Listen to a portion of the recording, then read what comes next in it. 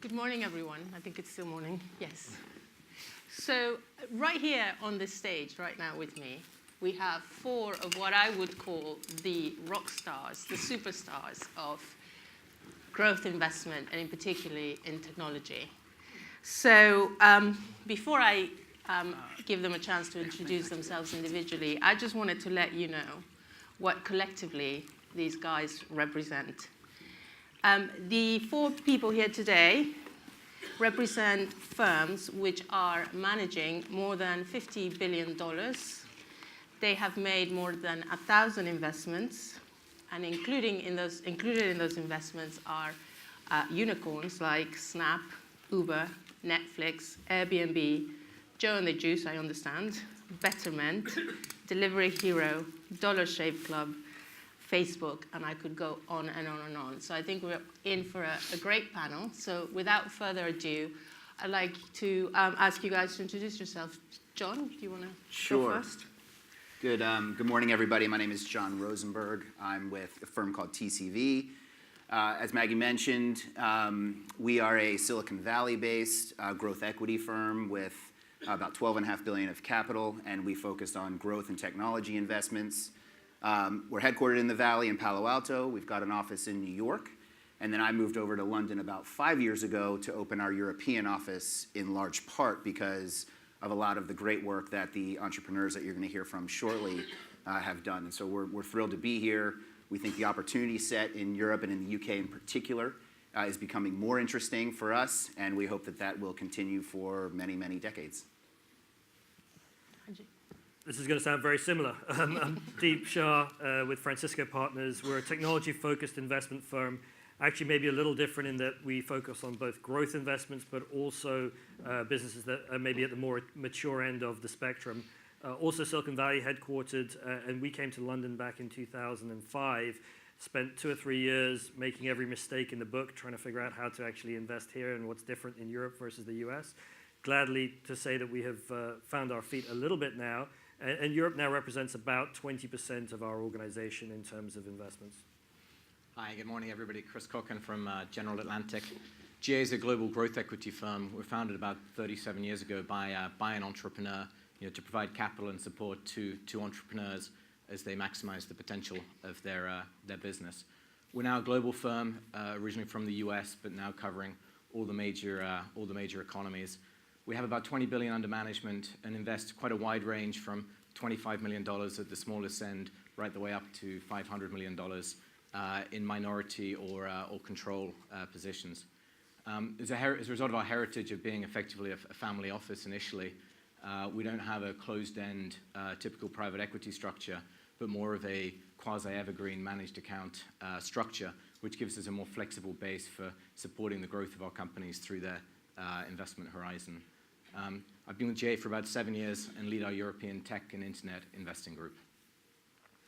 Hi. So very similar story to Deep and John. We're a growth private equity firm. We're a bit of a granddaddy in the industry. We've been around and next year is our 50th anniversary as a firm.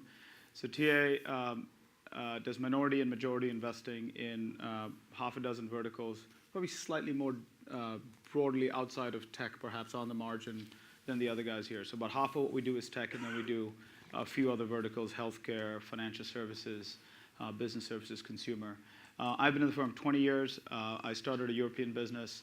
We're investing today out of about a $7 billion equity fund. We also have some sub-debt capital, which speaks a little bit to the stage of companies we're investing in. We strictly invest in profitable but yet growth stage companies. So we're doing what might look like a minority recap or a buyout rather than what might be deemed as a traditional growth equity investment or a later stage financing round. We don't really do those.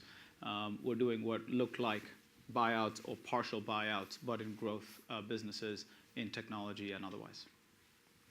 Great, thank you very much for that. So, Ajit, let me start with you. Yeah.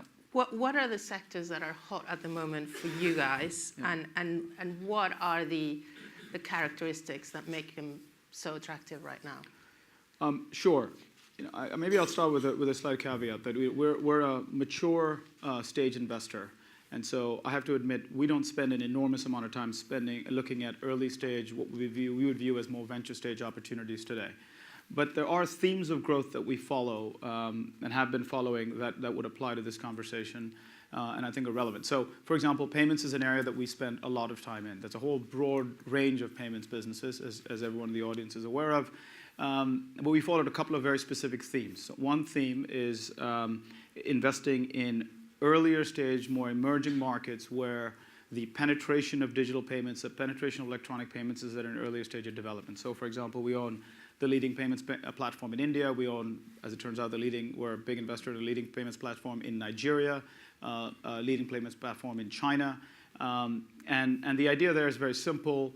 And these tend to be broader platforms, not very narrow verticals, because the company or the industry is in an earlier stage of evolution. So they play across a range of sectors, whether it's electronic bill presentment, whether it's sort of PSP or online payments or payment gateways, as we're more familiar with here in the West, or whether it's simple ATM card transactions, which are still a high growth market in certain parts of the world. The other payments theme that's worth mentioning is more of a Western theme that we've been following is what we call integrated payments. So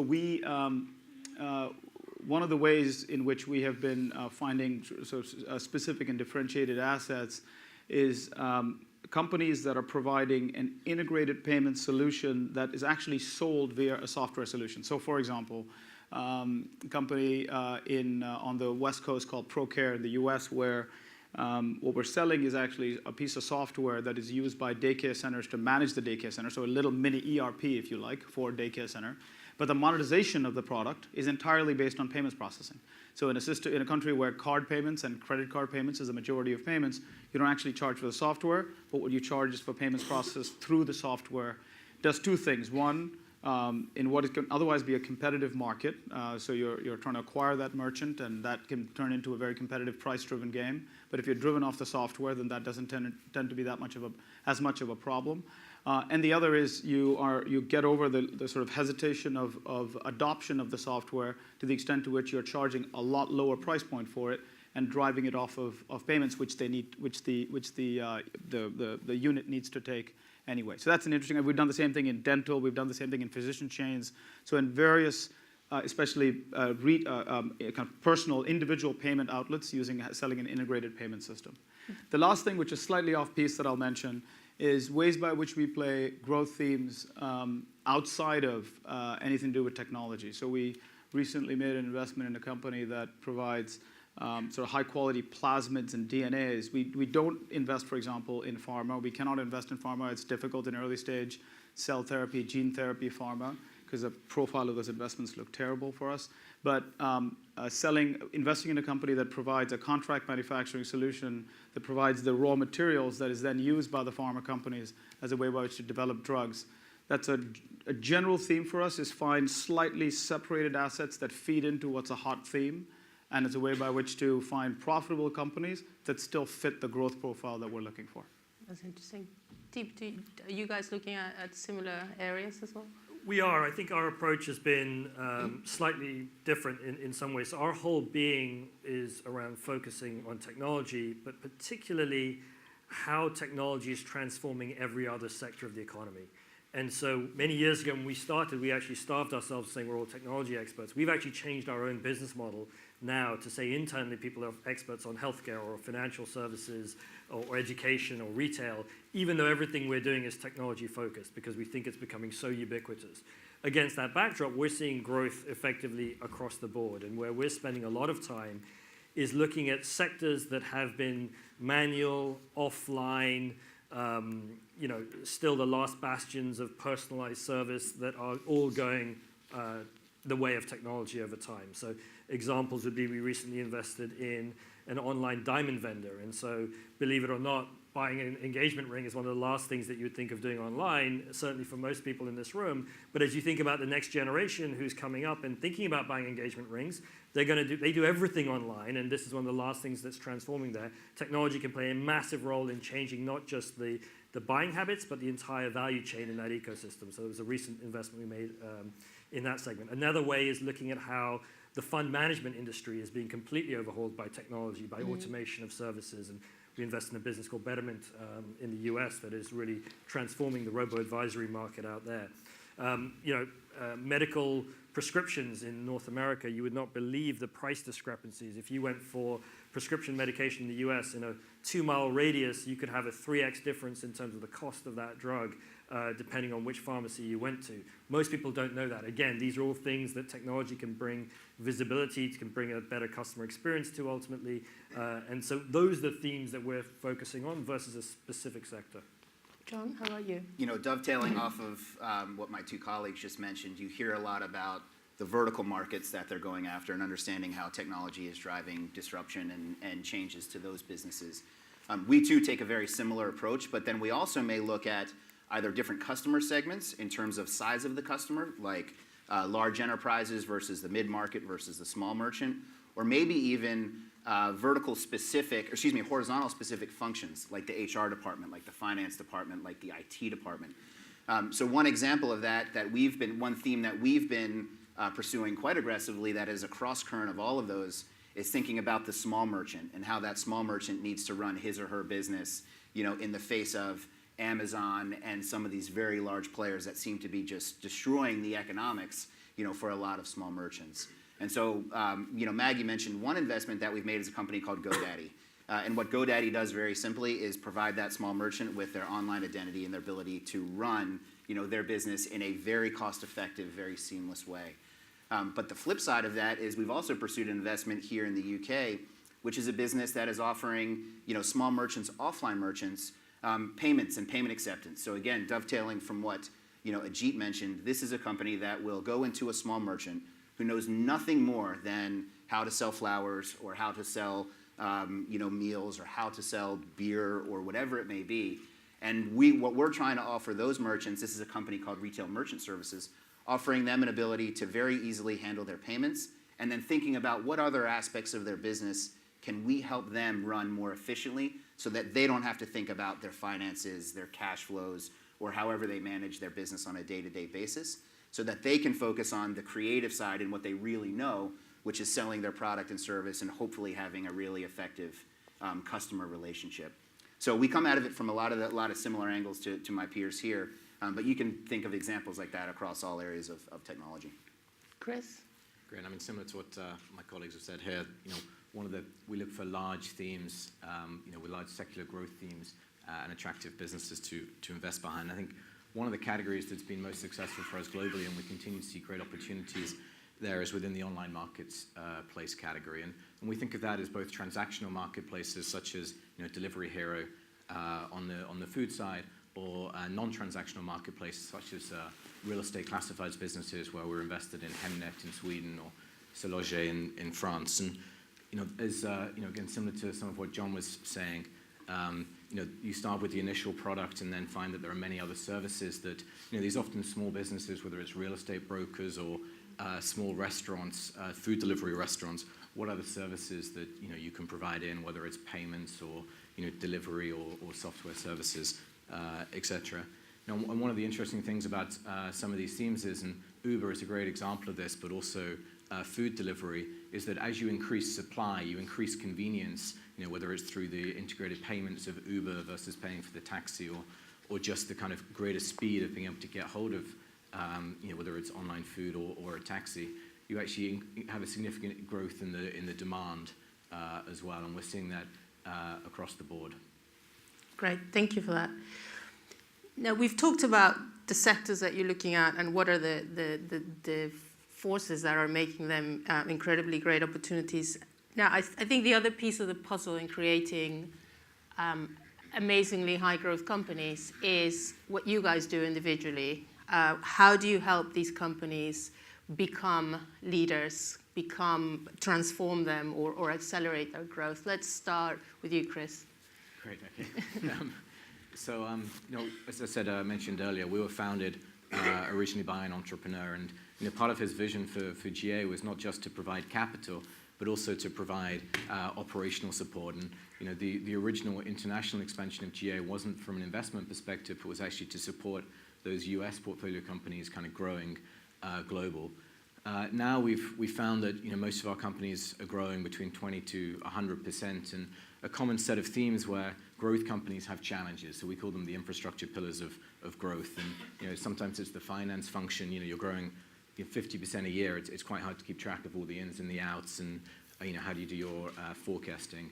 Human resources is another big area, whether it's organizational design or incentive planning. Technology, most companies, as they're scaling, putting in their first ERP system, CRM system. Another area is pricing. So what is the right price for my product? How do I increase my yield without losing my customers? Salesforce effectiveness, et cetera, et cetera. So across these kind of core, what we call infrastructure pillars of growth, we have an internal team available free of charge to our companies of global experts within those specific sectors. So we've got one guy who works with all of our companies worldwide on their pricing. So how do they increase prices without losing customers? Maybe reduce prices to increase their volume. And these teams, again, it's about a dozen professionals. We have a couple of them in London supporting both the European portfolio and the global portfolio. Also acts as a great way of sharing knowledge between our companies. So whatever challenge our companies are having, it's likely that somewhere in our portfolio, another company has had the same challenge before. So it's really kind of sharing that operational knowledge and reducing the risk of growth. Here's a question that I think would be very interesting, just in the context of the previous panels. There was discussion about how the investors work with the entrepreneurs, because entrepreneurs and founders of businesses are very focused on their business, and sometimes it's quite difficult to convince them of a different view that they have. How do you guys go about that? For example, John, how would you work with an entrepreneur? We spend quite a bit of time, both before an investment and even during investment, making sure that we really understand the core of their business, and not just about their own operational challenges or strategic approaches, but also what's happening in the competitive set. And so for us, what's really most important when we're engaging with an entrepreneur is that we have a differentiated level of conversation with them about their business and helping them look around corners. We always say to ourselves internally, if we're getting involved in the operations of the business, the very specific operations, something's gone wrong, because we shouldn't be the ones that are operating. We should be thinking about what are the strategic challenges that these companies are facing, and how do we mitigate the risk around their ability to go pursue that growth agenda. And typically it's either around capital, which we think is a relative commodity, but it's also about people, and it's about market understanding. And so bringing all of those things together in their very discrete market is what we really aspire to do.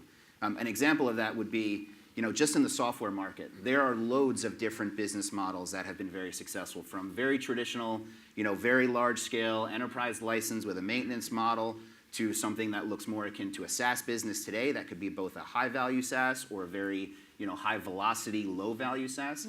Each one of those businesses, if you just look at their go-to-market challenges and their development challenges, are very, very different. And so our approach is making sure we understand those business at the really, really discrete core, and then surrounding those entrepreneurs with the resources that they need in order to become successful.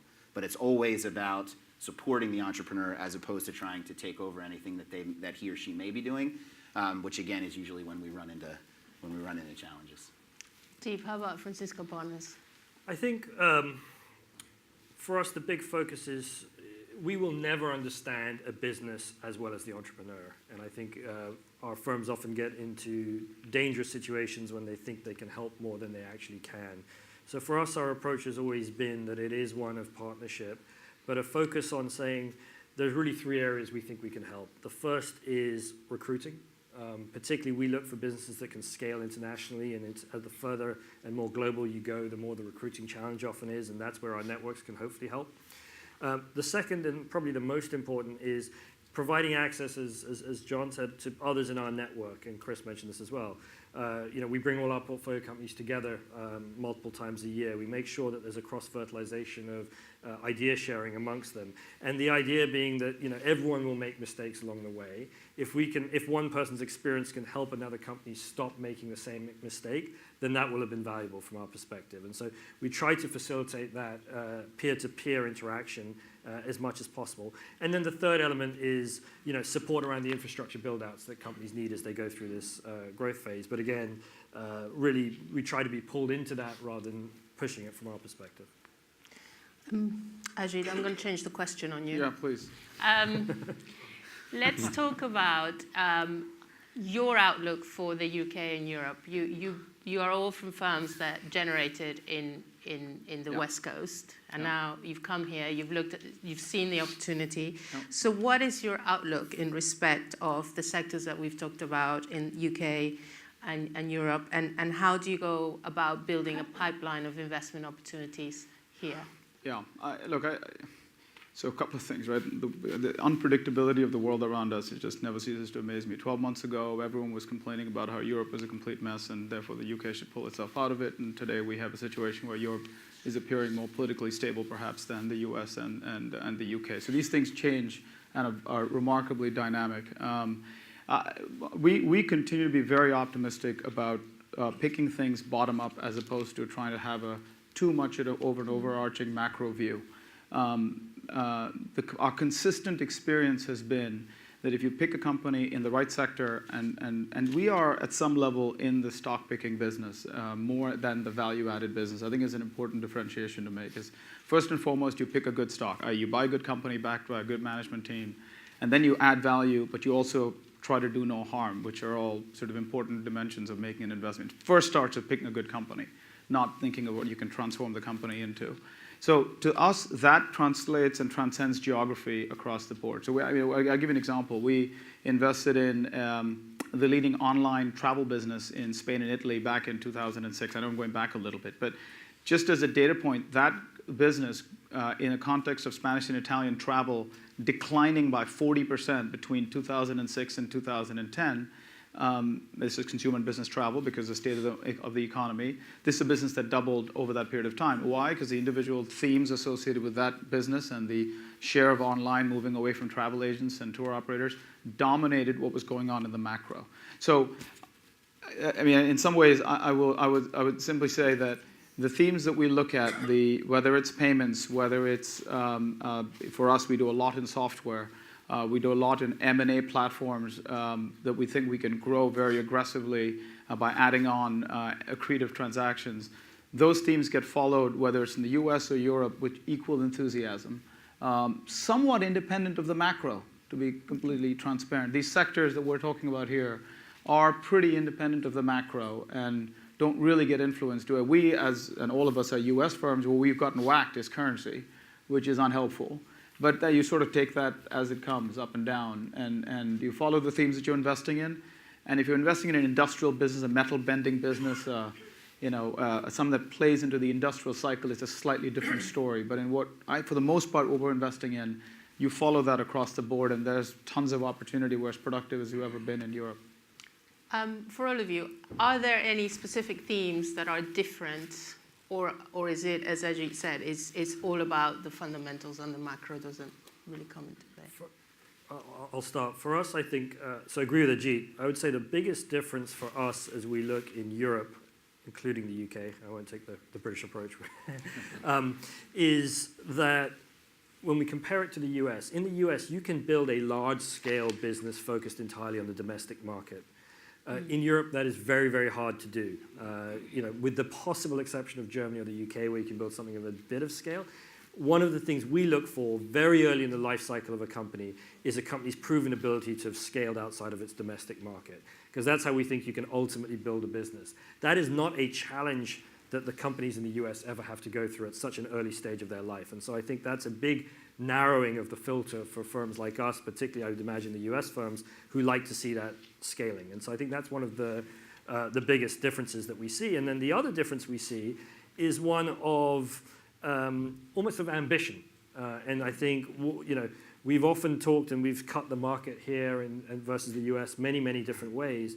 And part of it is that geographical boundaries, but part of it is also ambition. And I think we have a view that entrepreneurs often have a desire to sell sooner in Europe and in the UK than they do in the US.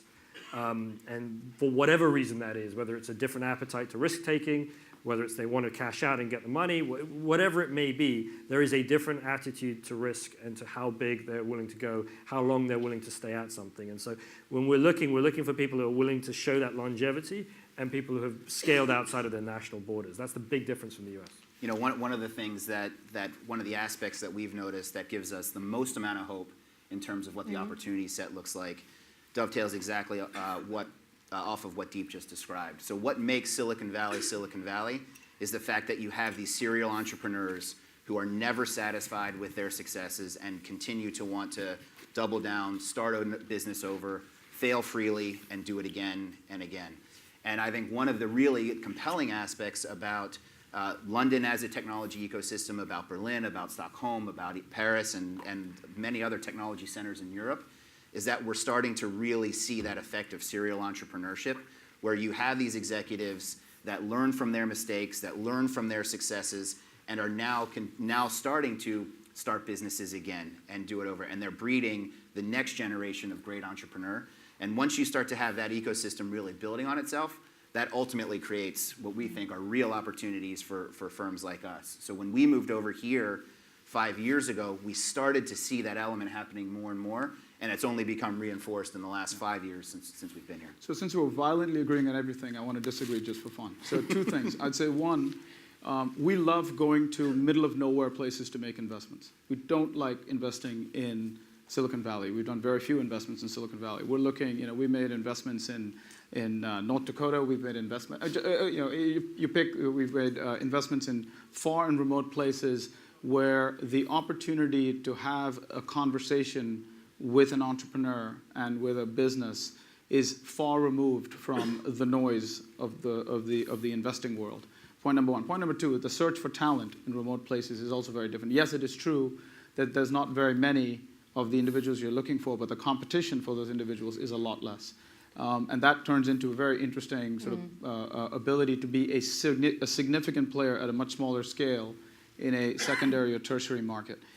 Just on what Deep said, it is true that there are far fewer very large businesses that are built in Europe. That is factually true. I think we all know that. We don't invest in the market, though. We're investing in individuals, and we just have to pick 5 guys or 5 men or women a year who are going to build spectacular businesses. And probably the most successful entrepreneur we've been backed is American. In fact, he's Italian. Sorry, is European. In fact, he's Italian. And he's built a business worth several billion euros and kept going and owns the vast majority of it. I do think you can find very ambitious, very successful, very talented folks that want to build big businesses. I would agree that when you add them all up, there's fewer of them than in the US. But we don't have to invest in the market. We just got to find 5 people.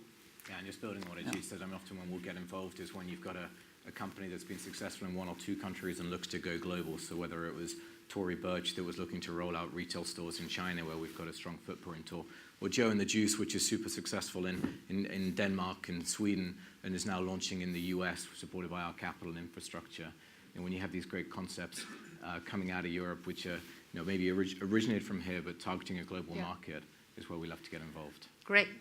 Well, thank you very much, gentlemen. We have a couple of minutes left for questions, if anybody would like to ask a question. Over here. Shout, yes. I'll repeat. We'll repeat it.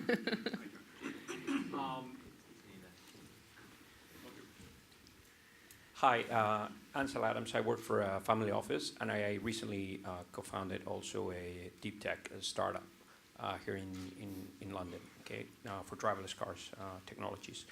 One of the things that I find from you guys is that you're very good at software companies. I don't know about your expertise especially when IoT driverless cars is the next new thing. So are you guys prepared to help these technologies grow? And I think they'll need some of you guys to come on board. We'd certainly hope so. And just because we're not making investments in those categories doesn't mean that we're not following them very closely. One of the limitations that we have in our business model is we invest in established businesses that have really significant revenue traction, their business models are proven and the like. And a lot of those elements that you discussed are markets that may not yet be developed enough or mature enough to have built a business that's sizable enough to take an investment for us. But that doesn't mean that we don't care deeply about what the next 10 years are going to bring. You mentioned IoT, though. We just exited an investment in a company that is one of the largest software companies that nobody's ever heard of, called OSI Soft. And it was our investment was exited to the SoftBank Vision Fund.